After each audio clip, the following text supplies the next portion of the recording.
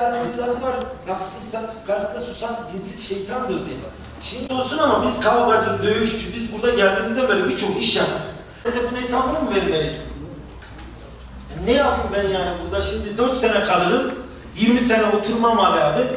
Bu anlamda 2021 yılın Ağustos ayında şahsım ve o dönemde 1. OSB yönetiminde birlikte görev yaptığım yönetim kurulu arkadaşlarımın kamuoyunda itibarsızlaştırılması, bununla birlikte odamızın 1. OSB yönetimi tarafından bertaraf edilmesi, 25 yıldır, 30 yıldır organize sanayi kurulduğundan bu yana, 33 yıldır pardon, Ticaret Sanayi Odası orada başkan vekilliği görevliği yapan ve organize sanayinin arsa tahsislerinde söz sahibi olan ve böyle süre gelmiş bir olay var.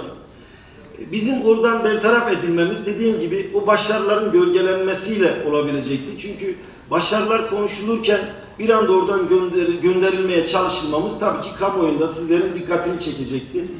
Bu anlamda ne yapmak gerekirdi? O dönemin valisi ve iki tane siyasi aktörü net gördüğümüz, bildiğimiz isimler tarafından algı operasyonu yapılmak üzere valimiz ciddi anlamda yanıltılma yoluyla bizim orada farklı bir olayın içerisine sürüklenmeye çalıştık. Bazı asılsız iddialar üzerine Sanayi Bakanlığı'ndan seçimimize çok kısa bir süre kalmasına rağmen müfettiş çağrıldı. Müfettiş çağrılmasının ardından müfettiş raporları beklenmeden ki bugün kamuoyunda bilirsiniz bir iş gerçekleşmişse, vaka gerçekleşmişse suçlunun suçu kesinleşmeden o hala sanıktır. Kamuoyunda suçlu diye lanse edemezsiniz.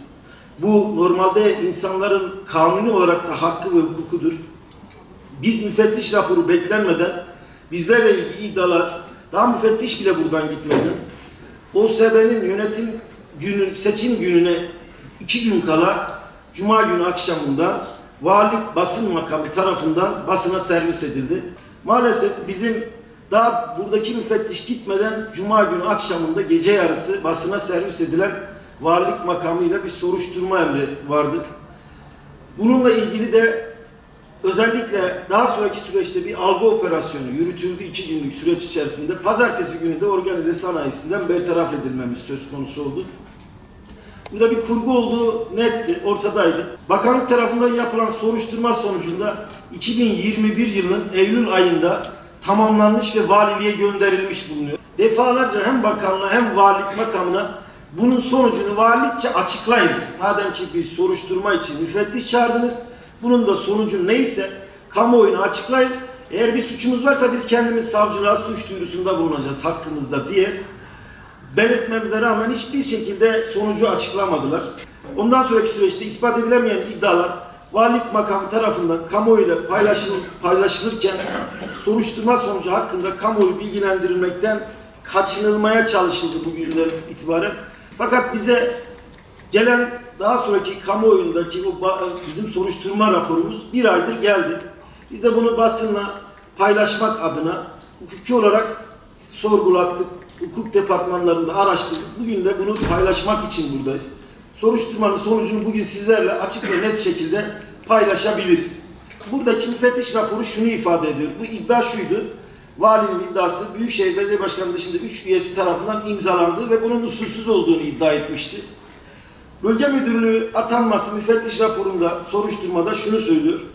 Bölge Müdürü atanması konusunun 3 Mayıs 2021 tarihli yönetim kurulu toplantısı da dahil olmak üzere daha önceki birçok toplantıda gündeme getirildi. Çünkü birçok kez gündeme getirildi. Vali Aydın Baruş'un mütemadiyen reddettiği ve müspet karar alınmasının ertelendiği tespit edilmiştir. Yönetim kurulu başkanının valinin yani uygun görmediği kararın alınmasının dolayısıyla yönetim kurulu başkanı valinin uygun görmediği kararın alınmasını salt kendi lehine dayanarak erteleme veya engelleme yetkisinin bulunmadığı, ben bunu istemiyorum diye bunu engelleme şansım yok, ben başkanım, valiyim diye. Zira organize sanayi bölgeleri uygulama yönetmeliğinin 26. maddesine göre toplantı ve karar sayısının ilgili tarihteki toplantıda sağlandı.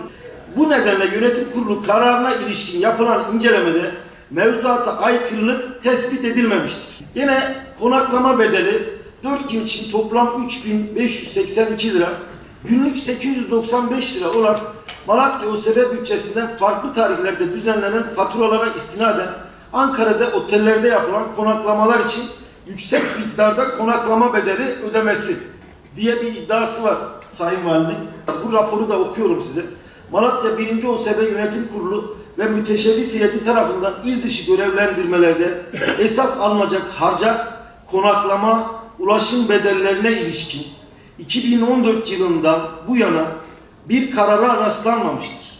Harcahlarla ilişkin herhangi bir karar alınmaması göz önünde bulundurulduğunda şikayet konusu hususa ilişkin olarak müfettişlerimizce yapılan bir işlem bulunmamaktadır. Kağıt kebabı ve kayısı gönderimi vardı. Yine bunu da ifade etmek istiyorum. Kayısı ve kağıt kebabı gönderilmesi 27.000 TL kayısı, 30.000 TL kağıt kebabı gönderilmesi Malatya OSB bütçesinin farklı tarihlerinde düzenlenen faturalara istinaden yüksek miktarda kayısı ve yemek bedeli ödenmesi yapıldığını yine müfettiş raporunda söylemişti Sayın Vali. Müfettiş raporu şunu söylüyor. Malatya 1. OSB Yönetim Kurulu tarafından 2020 ve 2021 yılında yapılan harcamalar Vali Aydın Baruş'un başkanlığında katıldığı toplantıda, yani burada harcamaların hepsi ibra ediliyor. 15 kişilik müteşebbis heyeti tarafından oy birliğiyle ibra edildi. Yani burada yapılan harcamaları ibra ettirmişler. Bu sebeple yapılan harcamalara ilişkin açıklamaların Malatya 1. OSB'nin ihtiyaçları kapsamında yapıldığı, bu anlamda birlikte söz konusu olan beyanlardan Malatya 1. OSB'nin menfaatine açıkça aykırı olarak değerlendirilecek bir hususa rastlanmamıştır.